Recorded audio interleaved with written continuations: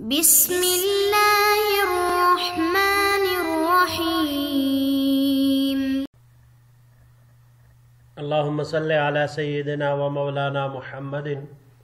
افضل صلواتک بعدد معلوماتک وبارک وسلم وصلی علیہ۔ بسم اللہ الرحمن الرحیم۔ عزیز طلباء کرام، امید ہے کہ انشاءاللہ العزیز آپ سب خیر و عافیت کے ساتھ ہوں گے۔ جامع السنن الترمذی جلد ثانی کے ابواب الفتن عن رسول اللہ صلی اللہ علیہ وسلم کے ایک اور درس کے ساتھ اللہ جل شانہ کے فضل و کرم سے آپ حضرات کے خدمت میں حاضر ہونے کا موقع ملا۔ بحمد اللہ تعالی آج ہمارا سبق نمبر 136 ہے، تو بڑھتے ہیں اپنے سبق کی طرف۔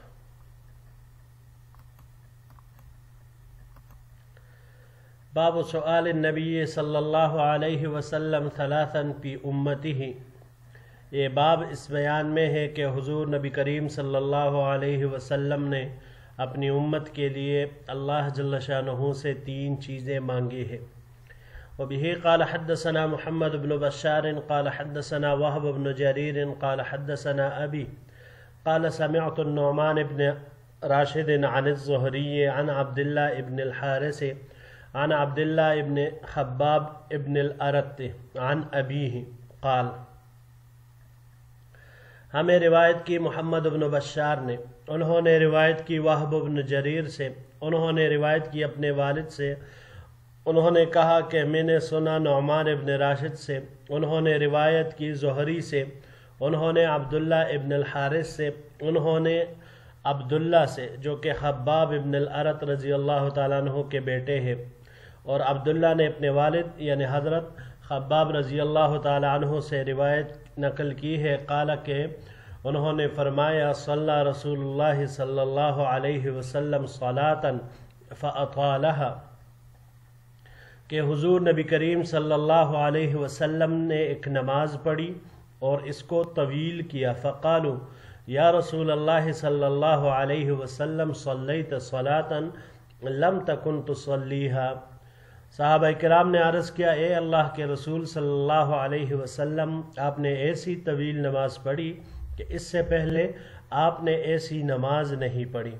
قال، حضور نبی کریم صلی اللہ علیہ وسلم نے جواب میں ارشاد فرمایا اجل، بالکل ایسا ہی ہے۔ انہا صلاۃ رغبت و رہبت، بے شک یہ ایک امید اور خوف کی نماز تھی۔ انی سألت اللہ فیہا ثلاثا، میں نے اس میں اللہ جل شانہ سے 3 چیزیں مانگی۔ فاعطانی اثنتین، اللہ جل شانہ نے مجھے اس میں 2 عطا فرما دی۔ ومنعنی واحدتا، اور ایک کو روک لیا، یعنی میری ایک دعا قبول نہیں ہوئی۔ سألتہ اللہ یہلک امتی بسنۃ فاعطانیہا، میں نے اللہ جل شانہ سے یہ مانگا کہ میری امت کو قحط کے ذریعے ہلاک نہ کرنا، تو اللہ جل شانہ نے میری یہ دعا قبول فرما لی۔ وسألتہ اللہ یسلط علیہم عدوا من غیرہم فاعطانیہا، میں نے اللہ جل شانہ سے پھر یہ مانگا کہ ان کے علاوہ کوئی کافر دشمن ان پر مسلط نہ کرنا، تو اللہ جل شانہ نے میری یہ دعا بھی قبول فرما لی۔ وسألتہ اللہ یذیق بعضہم بأس بعض فمنعنیہا، میں نے اللہ جل شانہ سے یہ مانگا کہ ان میں سے بعض کو بعض لڑائی کا مزہ نہ چکائے، ایک دوسرے کے ساتھ نہ بڑھائے، تو اللہ جل شانہ نے میری اس دعا کو قبول نہیں فرمایا۔ ھذا حدیث حسن صحیح، یہ حدیث حسن صحیح ہے۔ وفی الباب عن سعد و ابن عمر، اس باب میں حضرت سعد اور عبداللہ ابن عمر رضی اللہ تعالیٰ عنہ مجمعین سے بھی روایات مروی ہے۔ اگلی روایت کی طرف بڑھتے ہیں اگلے سلائیڈ میں جی۔ وبه قال حدثنا قتيبة قال حدثنا حماد بن زيد عن أيوب عن أبي قلابة عن أبي أسماء عن ثوبان رضی اللہ تعالی عنہ قال، ہمیں روایت کی قتیبہ نے، انہوں نے حماد بن زید سے،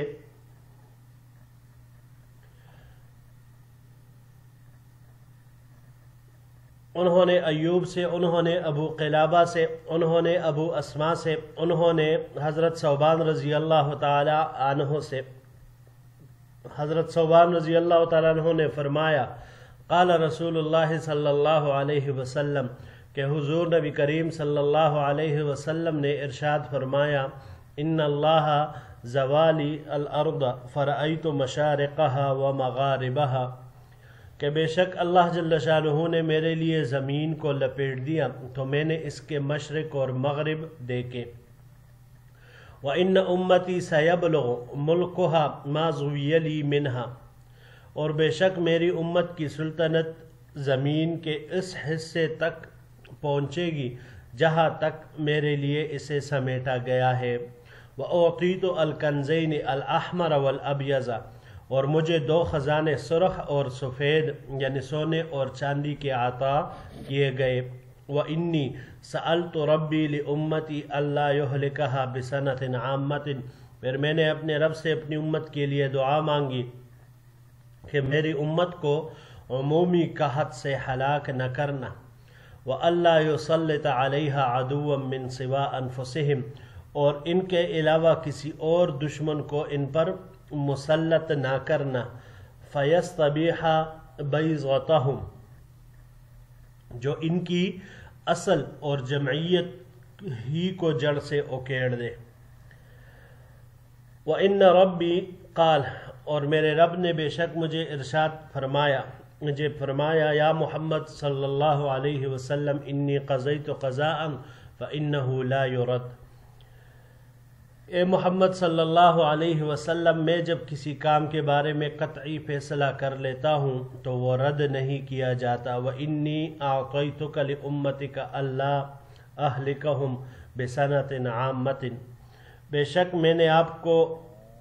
یہ عطا کر دیا کہ میں انہیں عام قحط سے ہلاک نہیں کروں گا وَلَا أُسَلِّطَ عَلَيْهِمْ عَدُوًّا مِّن سِوَىٰ أَنفُسِهِمْ اور ان کے علاوہ کسی اور دشمن کو ان پر مسلط نہیں کروں گا فَيَسْتَبِيحَ بَيْضَتَهُمْ جو ان کی اصل کو جڑ کو ہی ہلاک کر دے وَلَوِ اجْتَمَعَ عَلَيْهِمْ مَنْ بِأَقْطَارِهَا اگرچہ ان کے خلاف تمام روئی زمین کے لوگ جمع ہو جائے ان کے خلاف پوری دنیا کے لوگ بھی جمع ہو جائے تب بھی نہیں او قال یا من بین اقطارها بے اقطارها راوی کو شک ہے کہ یا یہ لفظ فرمایا یا یہ من بین اقطارها حتی یکون بعضهم یہلک بعض ہاں لیکن یہ ضرور ہوگا کہ انہی میں سے بعض ایک دوسرے کو ہلاک کریں گے وَيَسْبِي بَعْضُهُمْ بَعْضًا اور ان میں سے بعض کو گرفتار کرتے رہیں گے ھذا حدیث حسن صحیح یہ حدیث حسن صحیح ہے جی عزیز طلباء کرام اس باب میں ہم نے 2 روایتیں پڑھی اور دونوں روایتوں میں حضور نبی کریم صلی اللہ علیہ وسلم نے اپنی امت کے لیے دعائیں مانگی پہلی روایت میں 3 دعائیں ذکر ہے دوسرے میں 2 دعائیں ذکر ہے اور تیسری اللہ جل شانہ کی طرف سے جو نہ قبول ہونے والی ہے اس کے بارے میں اللہ جل شانہ کی طرف سے ارشاد ہے تو پہلی 2 دعائیں جو حضور نبی کریم صلی اللہ علیہ وسلم نے اللہ جل شانہ سے مانگی اور وہ قبول ہوئی پہلی دعا تو وہ یہ کہ پوری امت کو قحط کے ذریعے ہلاک نہ کرنا ایک دعا یہ جو اللہ جل شانہ نے قبول کر لی اور دوسری دعا حضور نبی کریم صلی اللہ علیہ وسلم نے یہ مانگی کہ ان پر ایسا دشمن مسلط نہ کرنا جو ان کی بیخکنی کر دے بالکل جڑ سے ہی ان کو اکاڑ دے مکمل ان کو ختم کر دے یہ دعا بھی اللہ جل شانہ نے قبول فرما لی پھر آپ صلی اللہ علیہ وسلم نے تیسری دعا اللہ جل شانہ سے یہ مانگی کہ ان کو ایسا بنا دے کہ یہ آپس میں لڑائی جھگڑا نہ کرے ایک دوسرے کو گرفتار نہ کرے تو اللہ جل شانہ نے اس دعا کو قبول نہیں فرمایا دوسری روایت میں اس کی طرف چلتے ہیں اس میں 2 دعائیں حضور نبی کریم صلی اللہ علیہ وسلم نے ذکر فرمائی سألت ربی لأمتی اللہ یہلکہا بسنۃ عامۃ وألا یسلط علیہا عدوا من سوا انفسہم، یہ دونوں یہاں پر ذکر ہوئی۔ تیسری آپ علیہ السلام کا یہاں پر ذکر نہیں جو اللہ جل شانہ سے مانگا، لیکن دعا مانگی گئی ہے، اسی لیے اللہ جل شانہ نے حتی یکون بعضهم یہلک بعضا ویسوی بعضهم بعضا کا جملہ ارشاد فرمایا کہ یہ لوگ خود آپس میں ایک دوسرے کو اسی طرح ماریں گے اور ایک دوسرے کو گرفتار کرتے رہیں گے، پکڑیں گے۔ یہاں پر اس روایت میں جو پہلا جملہ حضور نبی کریم صلی اللہ علیہ وسلم نے ارشاد فرمایا، ان اللہ زوالی الارض فرأیت مشارقها ومغاربها وان امتی سیبلغ ملکها ما زوی لی منها۔ اب اس سے مراد کیا ہے؟ کیا پوری دنیا پر اسلام چھا جائے گا؟ پوری دنیا اسلام کے پرچم کے نیچے آ جائے گی؟ تو ملا علی قاری رحمہ اللہ فرماتے ہیں کہ دیکھیے اس میں یہاں پر منہا ما زوی لی منہا،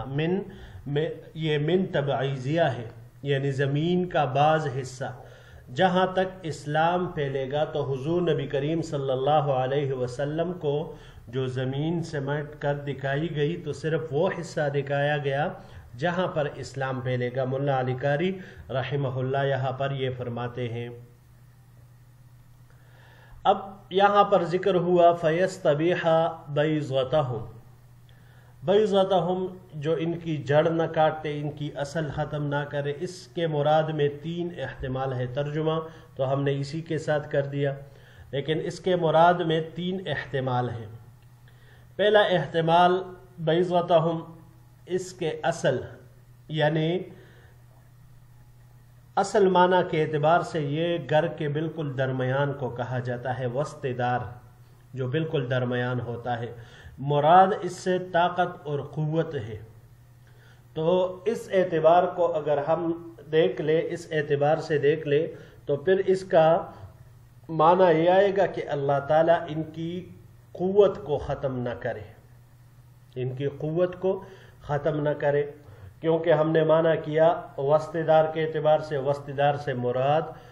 وہ قوت اور طاقت ہوتی ہے۔ تو پھر فَيَسْتَبِيحَ بَيْضَتَهُمْ، پھر اس کا یہی معنی آئے گا کہ اللہ تعالیٰ ان کی قوت کو ختم نہ کرے، کہ ایسے دشمن کو ان کے اوپر مسلط نہ کرے جو ان کی قوت ہی کو ختم کر دے،